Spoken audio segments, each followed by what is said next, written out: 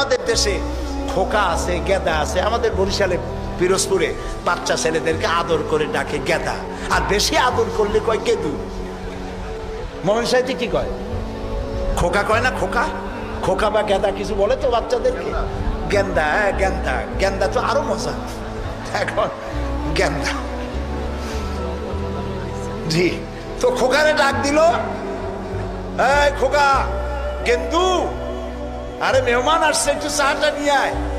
মেহমান মনে করে গেন্দু বুঝি খুব ছোট, গেদা খুব ছোট।